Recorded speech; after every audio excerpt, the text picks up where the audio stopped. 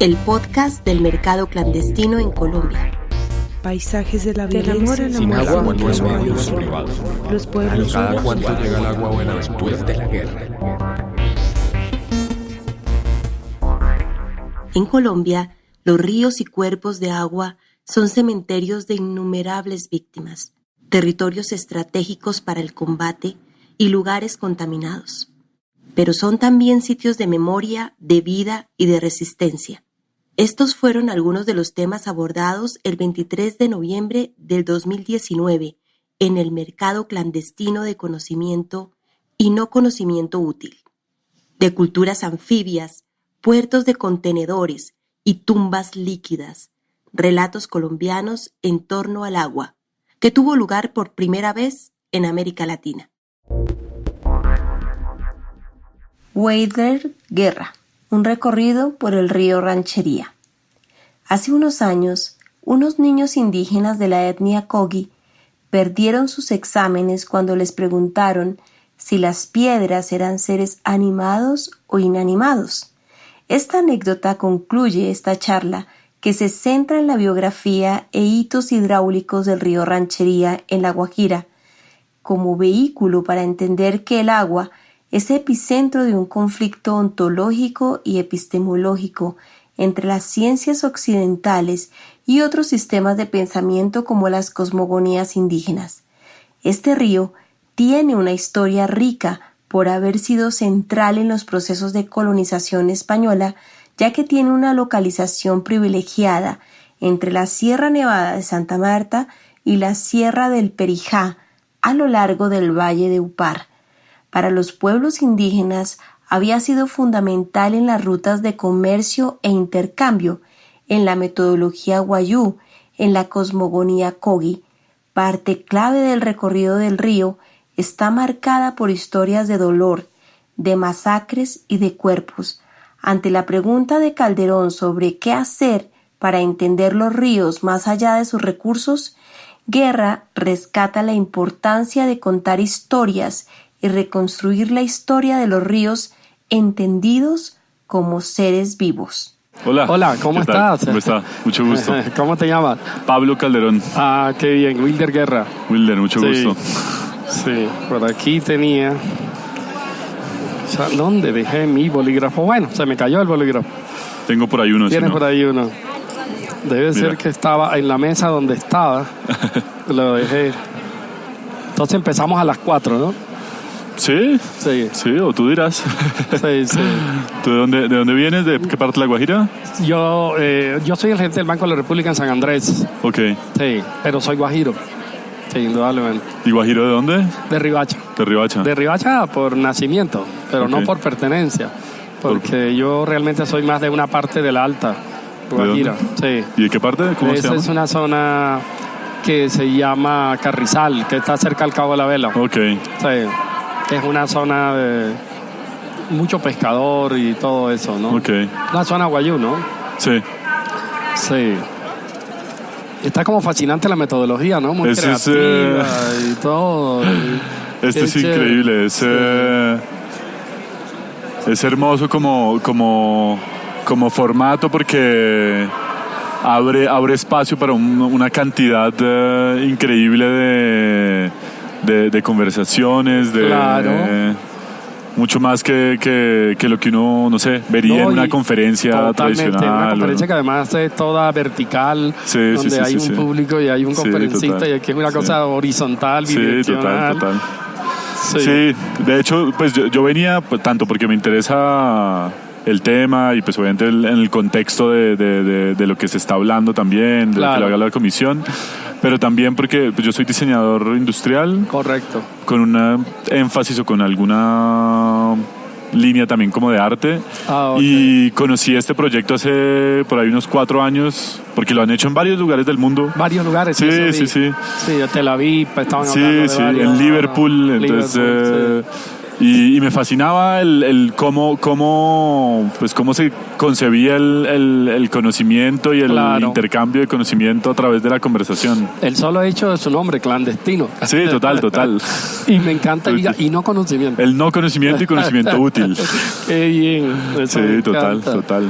Sí. No, maravilloso. Voy a decirle a alguien que está allá que fotografíe esto. Total. Sí, no, bien chévere. Y el tema, te atrae el tema de ríos y de... Sí, mucho. De hecho, pues, hago una confidencia ahorita. Ahorita cuando hicimos la reserva del experto, estaba con mi esposa que está ya con una especie de pashmina ahí blanco y negro. Sí. Empezamos con nuestra hija, que es una bebé de 1 año, y entonces ella reservó contigo y yo pues reservé con alguien más porque no quedaban más. Pero pues la chiquita se durmió, entonces pues nos tocó hacer el cambio y dije como... Tú le cuentas. Entonces, ella va a estar escuchando. Ella va a estar escuchando. Exacto. Claro. Entonces pues había esa razón y pues también el hecho de que ella no es de acá, entonces pues se le dificulta un poco más entender, hay veces. ¿De dónde entonces es de Bélgica. Ah, de Bélgica, qué bien. Pero tiene un interés muy grande en los ríos y en el agua, porque ella es ilustradora, ella dibuja y hace también historietas gráficas, como novelas gráficas. Claro. Y le interesa mucho, pues, por ejemplo, lo que está pasando con el río Cauca. Correcto. Y con Hidroituango y todo esto. Entonces ella quiere ver a ver si puede también con todos estos, digamos, no solo lo del Cauca, sino pues lo que ha estado pasando, lo que han sido las luchas del agua en todo Colombia. Claro. Inspirarse en eso y tener conocimiento de eso para hacer una especie de novela gráfica que hable de esas luchas o de esos procesos que han estado pasando. Qué bello. No, fascinante. Esta metodología bien. Y este instituto es alemán, ¿no? El de Berlín. Sí. Debe ser el generador de la metodología. Sí, ¿no? pues el Goethe Institute, que es yo creo que es como el patrocinador que lo trae. Y la que lo organiza, o sea, la artista que lo creó, es una rubia. ¿Dónde está? Yo la vi ahorita correr de un lado. Ah, es ella. Vela ahí. Ella habló con nosotros. Ella es la artista que se inventó esto. Pero qué bello. Y es bellísimo. Qué bello. Hasta la luz. Sí, total. El tema de la luz. Exacto. El tema de todo. No, y el montaje también, porque se da cuenta que, digamos aquí puede haber un intercambio muy interesante, pero pues hay varios niveles de también lo que hablamos en la radio, lo que se escribe en la... Allá van escribiendo como notas, entonces tienen como unos mecanógrafos que van en vivo también escribiendo como distintas cosas que la gente va diciendo. Maravilloso. Y entonces ahí va apareciendo como el... Son los que transcriben, que fue el que se acercó aquí que nos dijo. ¿Sí? Sí. También, ellos eran los transcriptores. Ah, ok. Ah, sí, claro, ahí está ella. Ya está. Voy a poner un cronómetro para no pasarnos. Vale. No, yo pensé que no iba a haber tanta gente porque también con lo que está pasando. La adelantaron. Sí. Cuando nuestra gente tiende a llegar tarde. Sí. Pero sí, aquí como siempre llegamos tarde todo igual. Sí. Pero chévere. Sí. Chévere, mira. No, yo creo que esos son los tipos de espacios que se necesitan y que... Claro. Voy a tomar una foto del auditorio. Sí.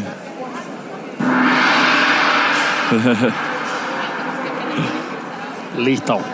Bueno, entonces vamos a conversar acerca del agua y de una corriente fluvial muy importante en Colombia. Tú me dirás qué metodología utilizamos, yo cuento, tú me interrumpes cuando quieras. No, si quieres tú me vas contando un poco. Yo sé que la cosa va un poco por lo del río Rancherías, que es un tema pues que digamos conozco de oídas, pero no conozco a profundidad. Entonces... Pues bueno, cada vez más el tema del agua está más presente en la agenda tanto de los estados como de la sociedad, pero en los campos de las ciencias sociales, que parecerían no ser el campo propio de este tema, adquiere también una gran relevancia. De hecho, hay una historia y una antropología del agua. En la llamada historia del agua hay un subcampo que son las historias de ríos y una metodología para poder estudiar toda una corriente fluvial es las biografías de ríos. Estas biografías de ríos toman a la corriente como un ser vivo, en primer lugar, y toman a la cuenca no solo como una delimitación natural, sino que consideran a los distintos sujetos sociales que viven a lo largo de un río, que con frecuencia son heterogéneos y pueden tener intereses y concepciones del entorno radicalmente distintas. En este caso del río vamos a tomar lo que se llaman los hitos o acontecimientos hidráulicos. Y estos hitos hidráulicos son cuando hay cambios significativos en el uso del agua. Estos cambios pueden ser de dos tipos. Los cambios demográficos, cuando fundamos una ciudad al lado de un río, por ejemplo, o los hitos tecnológicos, cuando construimos una represa o un distrito de riego y el uso del agua va a ser distinto, se convierte en hitos. Pero hay otros hitos que juegan mucho en relación con la historia de un río. El río que vamos a tomar es un río relativamente corto, en su trayectoria solo tiene 248 kilómetros y ha tenido muchos nombres a lo largo de la historia. Los indígenas lo llamaban río Yaro, río Seturma. Los venezolanos en el siglo XVI lo llamaron río Hermo. Luego río de la Hacha le llamaron los alemanes, y hoy se conoce como río Ranchería. Pero ha tenido diversos nombres. Nace en la Sierra Nevada a 3.875 kilómetros de altura, en un páramo que se llama Chirigua, y luego llega y desemboca en el Mar Caribe, pero pasa por 9 municipios de La Guajira. ¿Pasa por Riohacha? Desemboca en Riohacha. Desemboca en Riohacha, claro. Por eso se llama Riohacha. Nace en Riohacha y desemboca en Riohacha. Es que Riohacha tiene tierras en la Sierra Nevada, el municipio. Entonces nace y luego recorre, baja a San Juan del Cesar, pasa por Fonseca, Barranca, Distracción, Ato Nuevo, Albania, Manaure, y luego llega a Maicao y luego llega a Riohacha.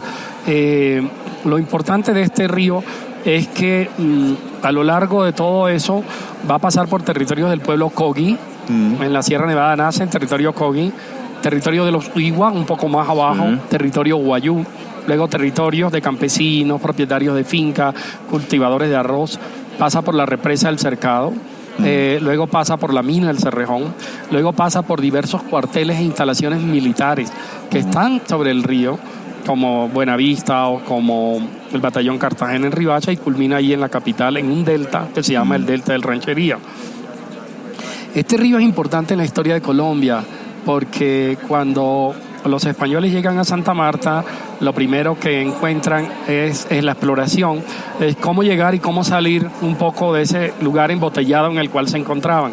Santa Marta tenía una gran pared detrás, la Sierra Nevada, el mar allá, pero al costado tenía unas ciénagas impenetrables que eran muy difíciles de recorrer, que le costó mucho tiempo, zonas boscosas, el gran río Magdalena que no se había remontado su desembocadura todavía. Entonces, al ir en dirección hacia lo que hoy está Riohacha, ellos encontraron la desembocadura del río. Este río le permitió entrar hacia la garganta del continente sudamericano. Esa garganta la forma en la serranía de Perijá, nuestra cordillera oriental, con la Sierra Nevada, y forma lo que se llama el Valle de Upar. El Valle de Upar no es una ciudad, es un gran valle. La ciudad está ahí. Entonces, ese Valle de Upar lo llamaban los indígenas Guayú-Wopú, el camino. Entonces, el camino que permitía, tomando el río Cesar, conectarse con el Magdalena, y ese era un punto de intercambio.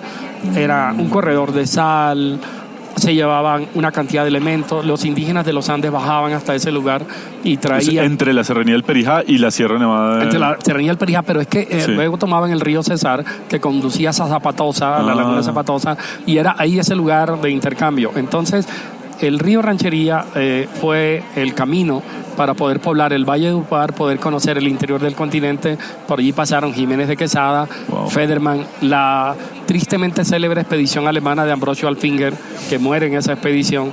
Entonces, el río fue clave para el poblamiento. Durante los siglos, luego, hacia 1538, se funda una ciudad llamada Nuestra Señora de los Remedios del Río de la Hacha, que es la Riohacha actual, y eso le da un sentido administrativo, organizar el territorio, y los españoles lo escogieron porque era agua dulce, era el único río de agua dulce que había en toda la península. Entonces, por eso se crea un hito, el primer hito hidráulico, la fundación de la ciudad. Pero luego que los pobladores empiezan a estudiar la cuenca del río, se dan cuenta que tiene en sus riberas un elemento muy importante por su cuenca, que es el palo Brasil. El palo Brasil, o palo de tinte, fue muy importante para los holandeses. Los holandeses lo necesitaban para toda su industria de los barcos, de telares y de todo eso. Entonces lo llevaban desde Curazao, de la Guajira a Curazao y de Curazao a Holanda. Entonces era muy utilizado los tintes vegetales del famoso palo de Brasil. Durante siglos XVII y XVIII eso fue una gran fuente de comercio de palo Brasil. Entonces el río servía para eso. Pero a la vez también sus riberas permitieron el desarrollo de una ganadería, y los indígenas se volvieron ganaderos, como los guayú actuales, pastores. Entonces, eso fue supremamente clave. Para estos pueblos, el río, como es el caso de los Wayuu, se llama Suchi. Suchi es el río tiene quebradas, las quebradas se llaman Moría, y los pequeños arroyos se llaman Ruopu. Entonces, ¿se llaman cómo, perdón? Ruopu. Esto quiere decir... Todo eso es en Wayunaiki. En Wayunaiki. Esto quiere decir que el río nace en un lugar mitológico donde hay una serie de serpientes, ese páramo que ellos no conocen, pero que se lo imaginan.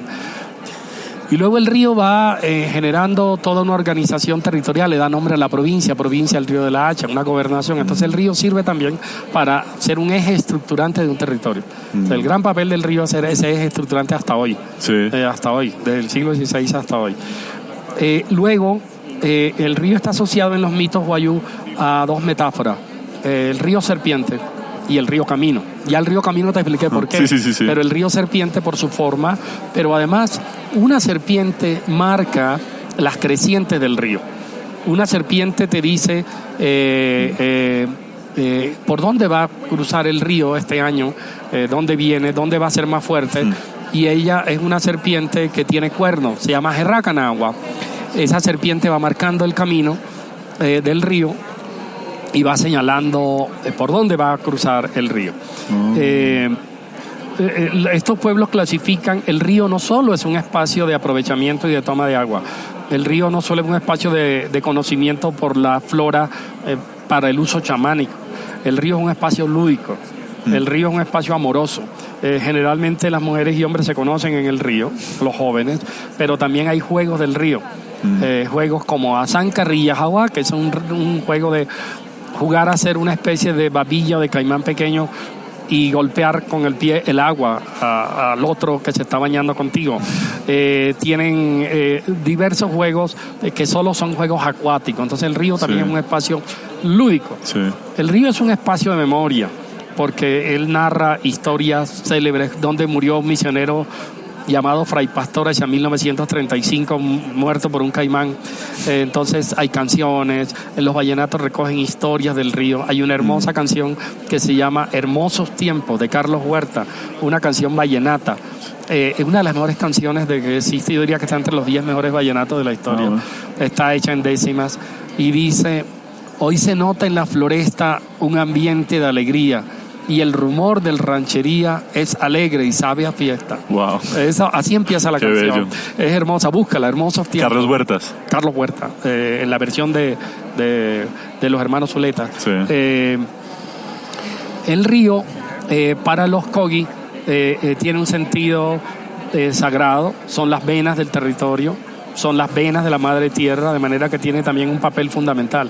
Pero a lo largo del río están situados lugares de pagamento, lugares ceremoniales, lugares que tienen que ver con la línea negra. Yo he recorrido con ellos todos esos lugares y cada lugar se ofrece un pagamento distinto, hasta el río Ranchería. Hay lugares femeninos, lugares masculinos, lugares negativos y lugares positivos. Hay lugares donde tienes que llevar una ofrenda de fertilidad, como por ejemplo cosas vegetales como maíz, un poco de semen masculino, cosas así que van en un saquito y se hace una ofrenda. Pero hay lugares negativos donde habitan todos los peligros del mundo, como las enfermedades de las plantas, los terremotos, las erupciones volcánicas, la guerrilla y los paramilitares. Se llama Songla. En ese lugar no le puedes ofrendar ni una hoja verde, porque si tú le das una hoja verde, él toma fuerzas de allí, de esa cosa verde, y va a ser poderoso y va a alterar el mundo en desastres naturales y desórdenes sociales.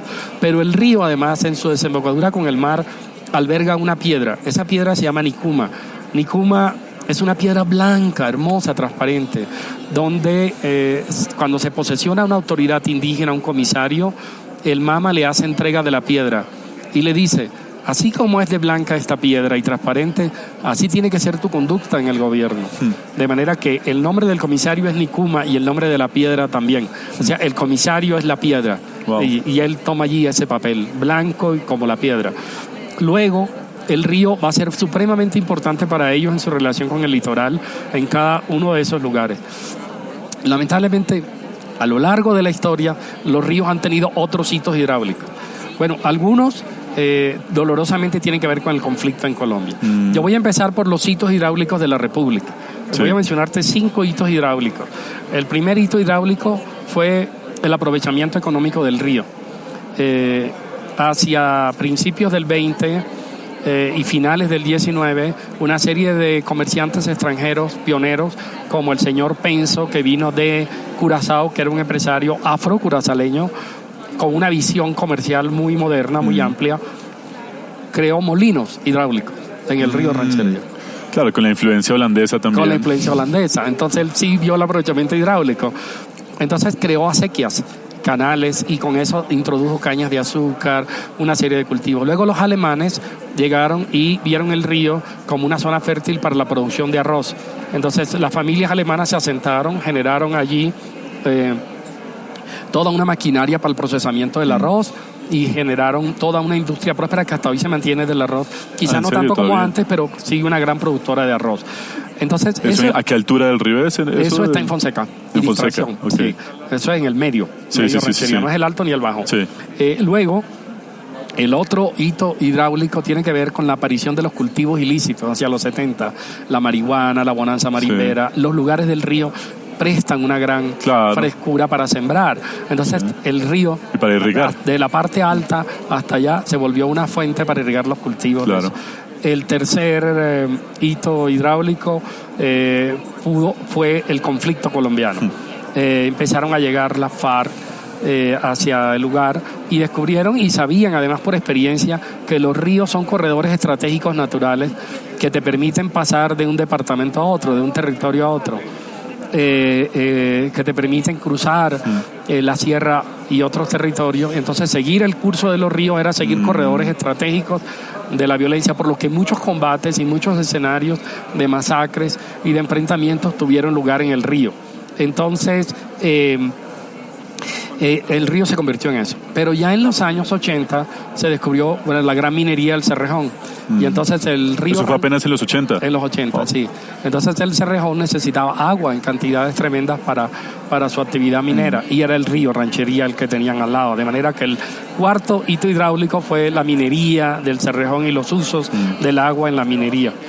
Y el quinto y último hito hidráulico fue la construcción de una gigantesca represa, la represa del Cercado, que tiene más de 640 hectáreas y alberga 180 millones de litros cúbicos, de metros cúbicos de agua, y es una represa gigantesca. Es un elefante inútil porque no la están utilizando en este momento.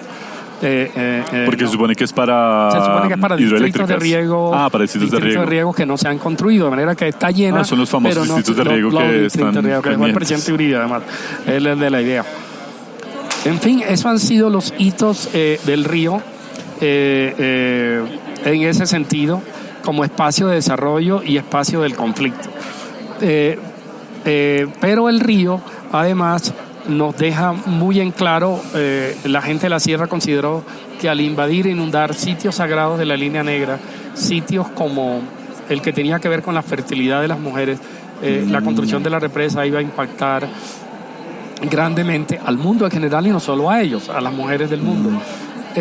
Sin embargo, en la lógica del desarrollo, las represas son hitos de construcción de nación, son hitos de que lo grande es poderoso, lo grande es hermoso, lo grande es bueno, y es el desarrollo, y cómo los colombianos sí tenemos la capacidad de construir estas cosas gigantescas.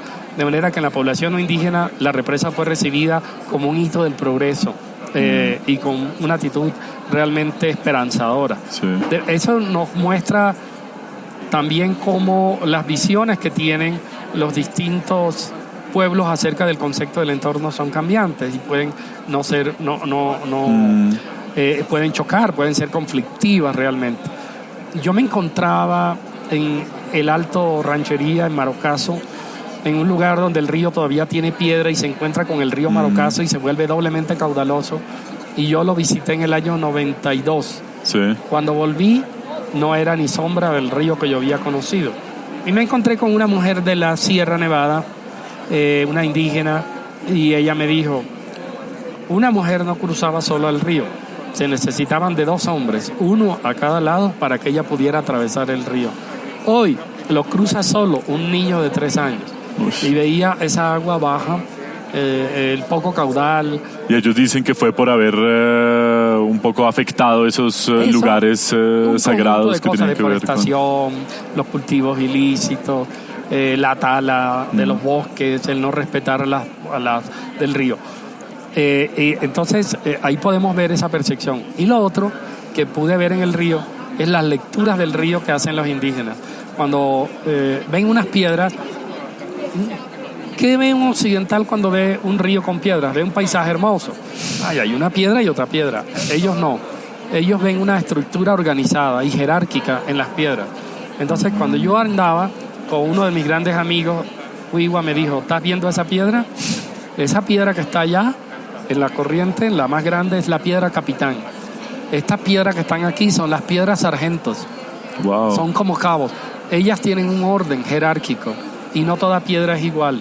Las piedras tienen una energía y sirven para esto. Las piedras están vivas.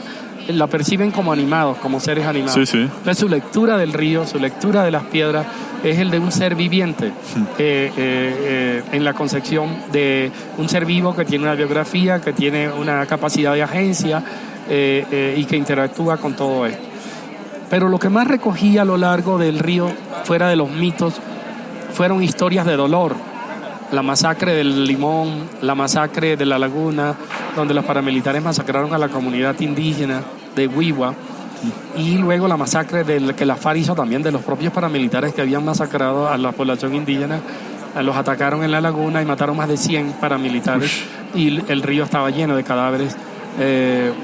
Y cuando me llevaron hasta ese lugar, había sido varios años, yo encontré huesos y fragmentos, y, o sea, se notaba que había un combate. En síntesis, lo que quería, para ya finalizar y que pasemos a un diálogo, es que hubo un periodista de apellido Ferri, brasilero. Él recorrió un río, uno de los ríos más grandes de Brasil, que es el río San Francisco, que cruza por varios estados y termina en el sertón brasilero, termina en el nordeste de semidesértico. Y escribió una hermosa historia que se llama Un río en busca de un país. Y se entrevistó con pescadores, transportadores, agricultores, bogas, bandidos, autoridades policiales, economistas, y él recogió todas esas historias del río. Y cuando finalizó, se preguntó, ¿qué hacemos los investigadores que trabajamos con los ríos? Entonces él lo respondió de esta manera: nuestro papel es el mismo papel de Sherazada, la reina de las 1001 noches, contar historias para no morir. Wow, bellísimo.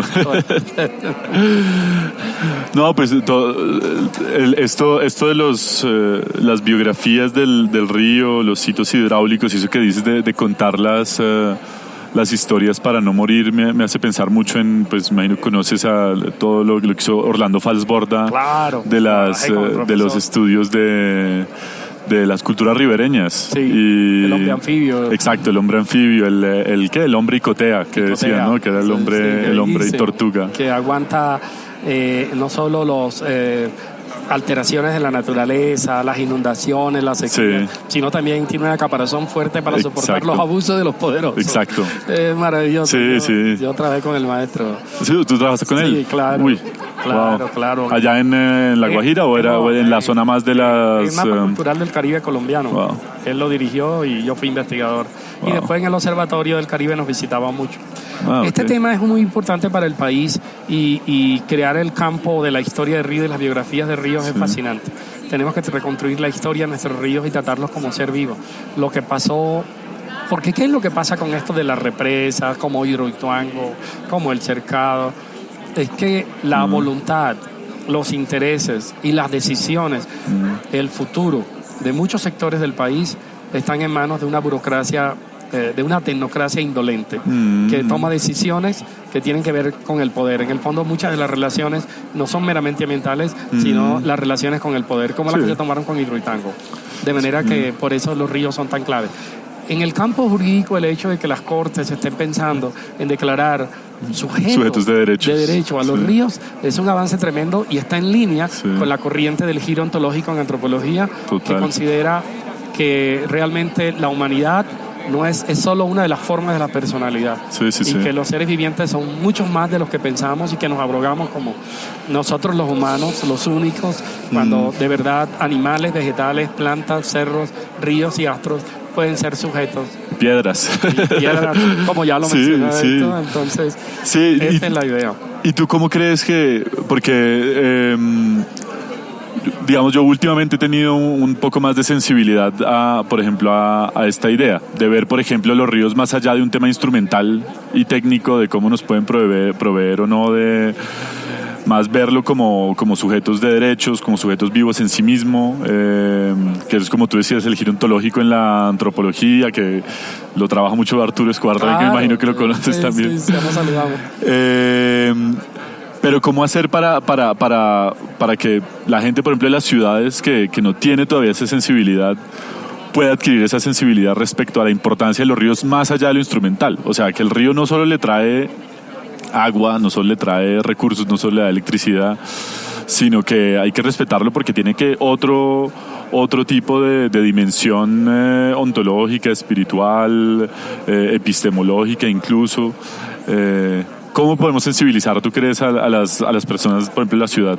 Justamente espacios como esto, que está en la valoración del conocimiento, nos debe partir de algo. En primer lugar, yo abandonaría un poco la arrogancia y la soberbia de la ciencia occidental, que se considera la única legítima generadora de conocimientos y estigmatiza los conocimientos tradicionales, los subvalora, los considera no cartesianos, ¿no? Cuando justamente ellos nos están señalando todo un campo de ontologías, yo diría, y epistemologías propias. Entonces, en ese campo ontológico y epistemológico tenemos que encontrar una especie de diálogo convergente, en el cual la valoración de dos conocimientos que han coexistido a lo largo de la historia, que no tiene por qué descubrirse ahora, desde el primer contacto ya hay todo un diálogo para poder aprender y poder realmente concebir de verdad una relación más horizontal hacia los ríos y de más respetarle los derechos. Dice Marisol de la Cadena, una de las grandes antropólogas, que los seres de la tierra, y yo metería no solo a los cerros, sino a los ríos en los seres de la tierra, tienen derecho a una voz y tienen derecho a una especie de nueva ontología política en la cual estos seres puedan expresarse, que son los más afectados cuando hay conflictos del desarrollo. Y si entendemos que los conflictos del desarrollo, como dice Mario Bleiser, no son meramente eso, sino conflictos ontológicos, conflictos acerca de la forma en que conceptualizamos e interactuamos con el universo, entonces yo pienso que el ciudadano puede realmente aprender esto. Si el país da, como uno lo está viendo ahora, despertándose hacia cambios, también marcha hacia estas conquistas de más respeto hacia otros seres vivientes. Yo pienso que el tema de los ríos y el respeto hacia los ríos y nuestra interacción con los ríos podría ser más benigna. Pero por otro lado, nuestra paz. La violencia en Colombia no ha sido contra los humanos, la violencia en Colombia también ha sido contra el paisaje. Cuando uno ve un río lleno de petróleo, de un oleoducto que fue dinamitado, cuando ve un río lleno de mercurio, por lo que le han arrojado la minería ilegal, cuando un río bajan cadáveres por el río habla, no tiene que decir nada. Y al contrario de lo que dijo el director de Memoria Histórica, los ríos sí hablan y se expresan, a veces requieren traductores. Los ríos, como los lugares, son parte de la intencionalidad del lugar, porque de alguna manera la tierra tiene una intencionalidad. De hecho, nosotros somos parte de la concreción de la intencionalidad de la tierra. Y comprender esto implicaría realmente una sensibilidad más importante para una nueva nación, para un nuevo país. Total, yo te iba a hacer una pregunta, pero me la respondiste, y era yo iba a preguntar casi cómo podemos... Casi yo iba a preguntarte cómo podemos hacer hablar a los ríos, por ejemplo, pero como tú dices, los ríos ya hablan, solo que nosotros no tenemos la sensibilidad, muchos de nosotros no tenemos de pronto la sensibilidad para escucharlos. Exacto. Entonces, más que hacerlos hablar, que además es exigirles a los cuerpos de la tierra, de los ríos, algo en nuestro mismo código que de pronto no van a hacer, es más bien nosotros ajustar esa sensibilidad para escucharlos. Yo te puedo mandar una columna mía que saqué en Heraldo hace 15 días, que se llama, creo que, El lenguaje de los ríos. ¡Wow! ¡Qué bello! Esa me gustaría mandártela, creo que aquí la tengo, aquí la debo tener. Y me encantaría que la tuvieras porque, sí, te agradezco. Porque tiene que ver con el tema. Esta es la lección de Canudos, pero aquí debe estar. Sí, porque de alguna manera me molestó mucho lo que dijo. Pueden hablar los ríos, se llama. ¿A dónde te la mando? Si quieres sí, 300. Ya, vamos te voy a añadir Pablo Calderón. Yo estaba viendo a ver si iban a escribir el número, pero no, gracias. Sí, listo, Pablo. Porque están escribiendo todo lo que estamos hablando allá. ¿Cómo va a ser? Todo lo que estamos hablando está todo escrito allá. Yo estaba pensando que de pronto iban a escribir Ya te lo mando, Pablo. Y la mecanógrafa sonríe y todo, gracias. Ya te lo busco y te lo mando, porque, bueno, además yo creo que puedo hacer algo. Contarte la forma en que terminé esa columna, porque sí, la verdad era que sí, los ríos pueden hablar, los ríos son supremamente dicientes, son anteriores a nosotros en la ocupación del universo, y de alguna manera, y además los ríos son sedimentos de memoria, están hechos de tiempo, agua y memoria. Claro. Y hay un poema que te recomendaría, de Fernando Pessoa, se llama El río de mi aldea, que es un poema maravilloso. Ese poema es maravilloso, El río de mi aldea, de Fernando Pessoa. Es portugués. Porque es un río pequeño y él lo compara con el Tajo. Ah, sí, el que pasa por Lisboa. Sí, El río de mi aldea, de Pessoa. Mientras yo te mando mi columna, que te la puedo mandar sin ningún problema. Sí, no, esto es hermoso. ¿Cómo termina el...? A leer los últimos... Sí, ya va, el río de mi aldea. No, pero no lo logro conseguir. Bueno, ya lo buscaré. Sí. Lo importante es la sensibilización acerca de los ríos, el que nuestra historia tenga un campo que se llame Historia del Agua, Biografía de Ríos, y el que la antropología también tenga una antropología del agua y una sensibilidad que, a partir de los conocimientos tanto occidentales de lo que llamaríamos, entre comillas, esa ciencia, como los que tienen la ontología, epistemología de diversos pueblos indígenas y no indígenas, porque no necesariamente podemos vincularlo solo al tema amerindio, sino ponerlo en esa sensibilidad. Niños, cogis, perdieron el examen que le hacían en primaria, los exámenes nacionales, cuando le preguntaron, enumere seres animados y seres inanimados. Y entonces le pusieron en ese examen las piedras y vieron animados, y obviamente perdieron el examen. A partir de ahí podemos ver el gran conflicto entre conocimientos que nosotros tenemos en la jerarquía, de que haya un conocimiento superior, jerárquico, vertical. Qué bello. Bueno. Pues nada, muchísimas gracias. El mercado clandestino, celebrado en 2019, fue un proyecto artístico de la Academia Móvil de Berlín para la Comisión para el Esclarecimiento de la Verdad en Colombia, organizado por Mapa Teatro en cooperación con el Goethe Institut y la Universidad Central, apoyado por el Instituto Colombo-Alemán para la Paz, CAPAZ, y el Banco de la República, financiado por el Ministerio Federal de Relaciones Exteriores de la República Federal de Alemania y el Goethe Institut.